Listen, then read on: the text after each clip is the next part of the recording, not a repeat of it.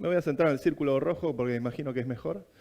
Les quiero contar la historia de un país fantástico, extraordinario, con un potencial inmenso, que se llama Argentina.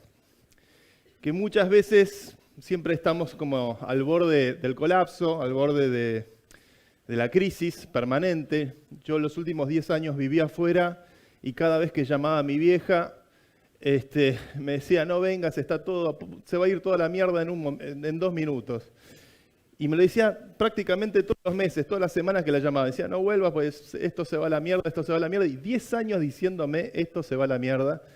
Y la verdad es que no, siempre estamos como al borde del precipicio, pero con los años y con la experiencia de haber tal vez tenido la suerte y la dicha de haber vivido afuera, siento que hay en Argentina un diamante en bruto enorme, un potencial enorme, que es su capitalismo tecnológico nacional. ¿Qué es un concepto? Es una idea que la vengo compartiendo, repitiendo y rebotando con colegas y amigos, que es tratar de entender qué es el sector IT en Argentina y cuál es el verdadero potencial tecnológico que tiene nuestro país en la geopolítica del mundo. Yo creo que somos un país que está en una especie de distopia cyberpunk, como este obelisco que ven acá, donde realmente están aconteciendo eventos tecnológicos mucho más potentes de lo que pasa en otros lugares del mundo. Y eso es un poco la historia que quiero transmitirles hoy. Pero como esto es una TED, voy a transmitírselo desde mi experiencia personal. Yo arranqué mi carrera 20 años atrás programando videojuegos. En esta foto que comparto aquí, el flaquito ese que está ahí, obviamente no me reconocen, pero ese era yo junto a otros amigos, donde 20 años atrás la industria, entre muchísimas comillas, de videojuegos argentina, era una lista de correo electrónico donde no había más que 100 personas de diferentes universidades o hobbyistas o entusiastas que debatíamos o intercambiamos ideas para tratar de entender cómo se hace un videojuego. Había menos gente en esa lista de correo electrónico de la que hay hoy acá en esta sala. Esa lista se llamaba Juegos AR y era simplemente soñar con que hubiera una industria con videojuegos producidos en nuestro país, con nuestra cultura, con nuestra historia, donde cada uno de los que ven ahí en esta foto que fue sacada en un Burger King, que fue la primera vez que hicimos un encuentro de los miembros de esa lista para conocernos las caras, donde cada uno cayó con su demo. Uno había hecho, Javier, que está por ahí, había hecho la demo del Malvinas 2032, un clon del Command & Conquer donde recuperábamos las Malvinas dentro de 6, 7 años, y solo podía jugar del bando argentino, por supuesto. Yo estaba haciendo un juego de fútbol donde podías sobornar al referí, darle incentivos a los jugadores de todo tipo, pero era tratar de soñar con construir juegos que tuvieran nuestra propia cultura. De ahí nació la ADVA, la Asociación de Desarrolladores de Videojuegos Argentina, que hoy, 20 años después, más de 20 años después, es una asociación que nuclea a más de 80 compañías que emplean a más de 10.000 personas, y Argentina pasó de algunos experimentos que por ahí lograban venderse un poquito afuera, aunque eran muy pirateados probablemente, a que hoy, por ejemplo, como se jugaba acá afuera en la salida, el FIFA se produce y se desarrolla en la Argentina. Lo produce y lo desarrolla una compañía argentina que es Globant.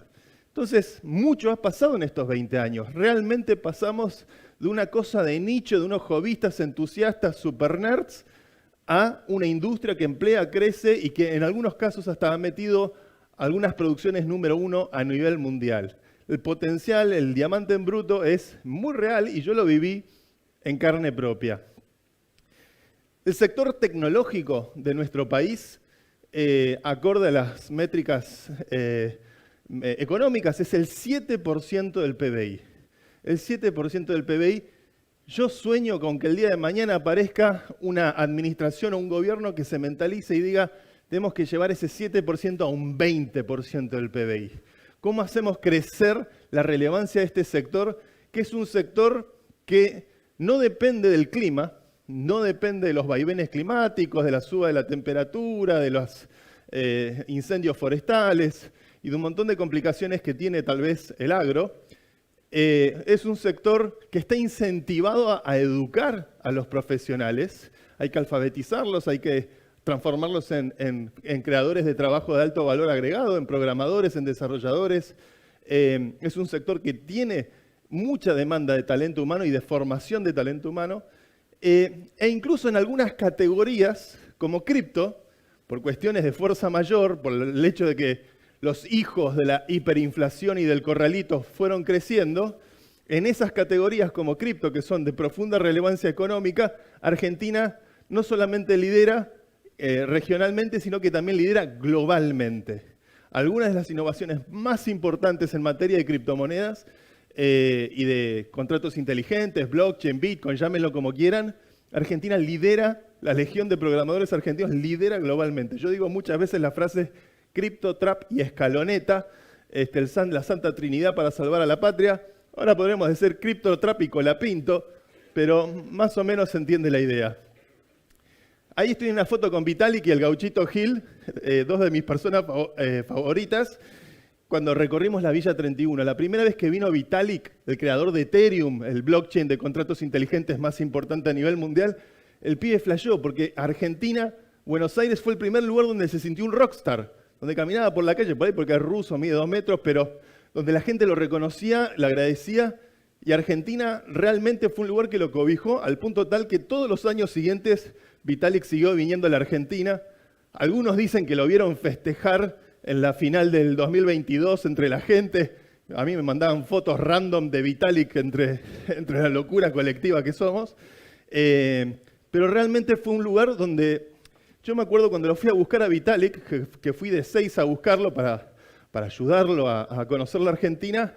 Yo volví a la Argentina después de 2 años de pandemia y de Ezeiza al Airbnb donde estaba Vitalik, de repente vi que las publicidades de todos los exchanges de criptomonedas, de los diferentes sitios de Bitcoin, de Ethereum, el flaco que me manejaba el taxi me decía que minaba Bitcoin en su tiempo libre.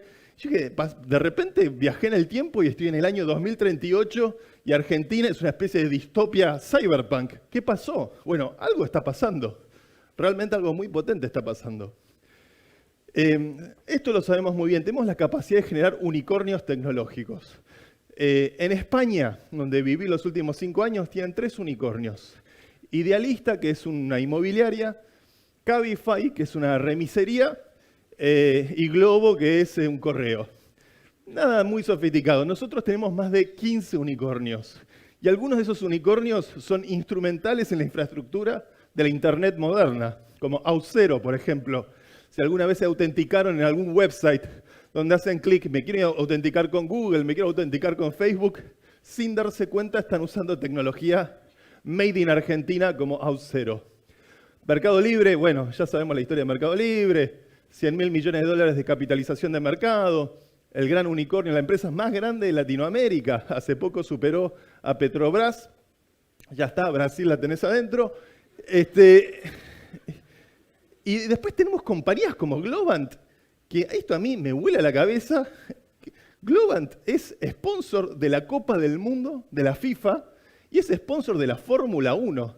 Para ser sponsor de ese calibre de torneos, no es que solamente les pones dinero y ponen tu marquita. Tenés que ser además proveedor tecnológico de esas organizaciones. Entonces, cuando vos vas a un partido del Mundial, vas a usar la aplicación hecha por Globant para poder moverte por la Copa del Mundo. Cuando vas a la Fórmula 1, los monitores que capturan la información de todos los autos en tiempo real, tecnología de Globant, hecha por una compañía argentina, capitales argentinos que el año pasado, por ejemplo, Globant compró una compañía en Francia con 1.000 empleados. Capitales argentinos que se expanden. Es cierto, alguno me va a decir, el capital no tiene patria, pero el management sí, el liderazgo sí, la visión sí, y Globant es una compañía profundamente argentina.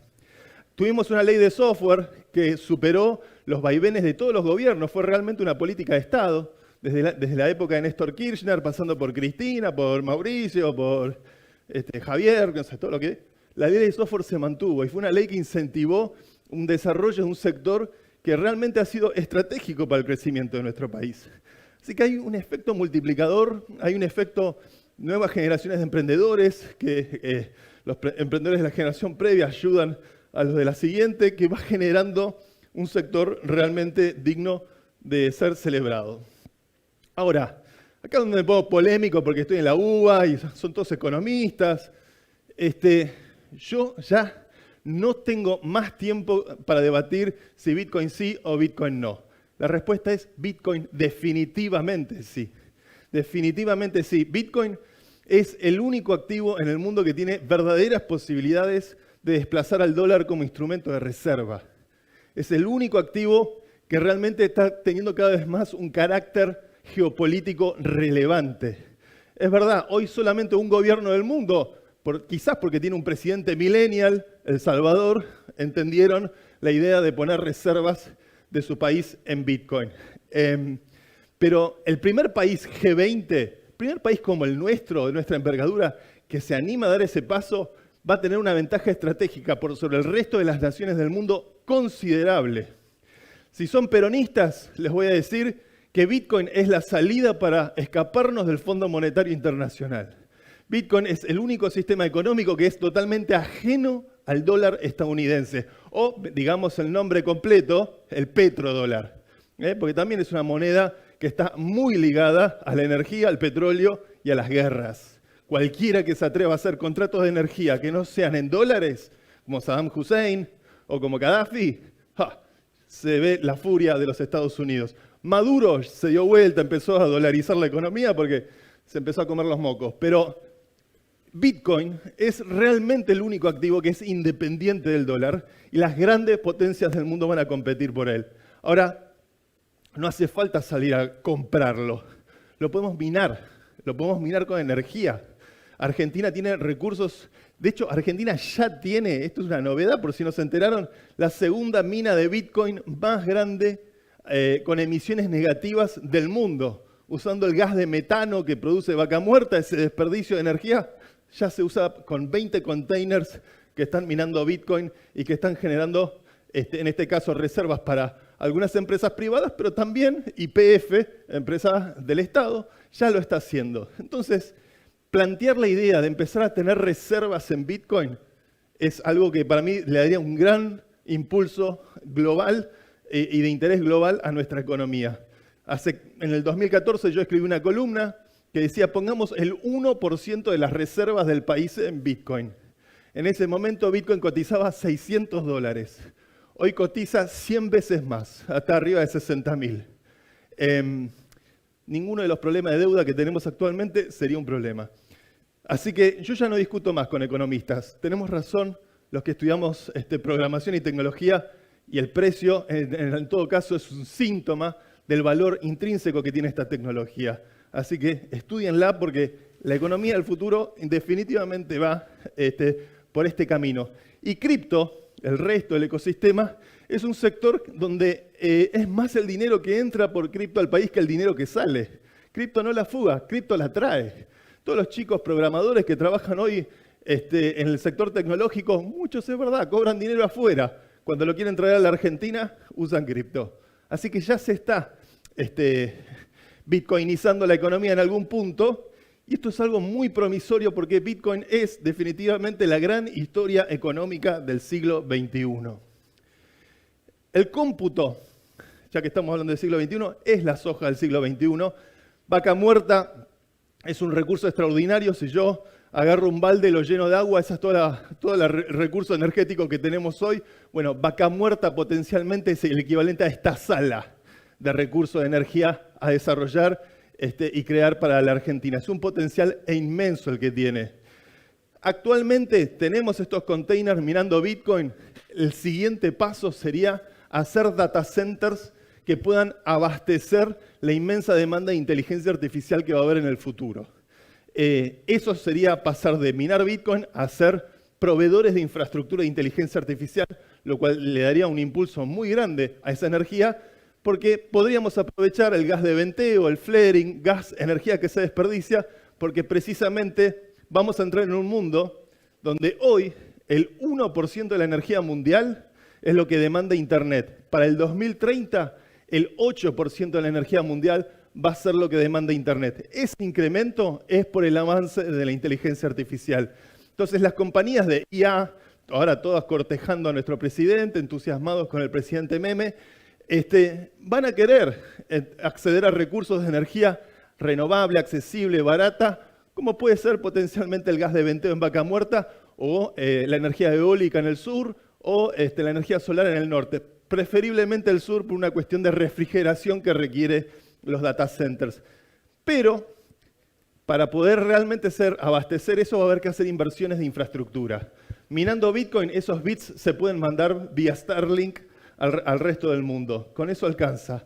Pero para ser proveedores de data centers de inteligencia artificial va a haber que tender fibra óptica de las Toninas a Vaca Muerta. Va a haber que hacer un poquito de keynesianismo, si el presidente se anima. Pero bueno, el potencial de volvernos un lugar que exporta cómputo al mundo es algo que realmente tiene nuestro suelo. La inteligencia artificial trae muchos desafíos, algunas advertencias. La inmensa demanda de energía, evidentemente, es una cuestión estratégica muy importante. Va a ser una revolución en las interfaces. Vamos a dejar de interactuar con la tecnología con nuestras manos. Vamos a conversar con los sistemas en todo momento, a toda hora y en todo lugar. Todo sistema se volvió algo con lo que conversamos ahora.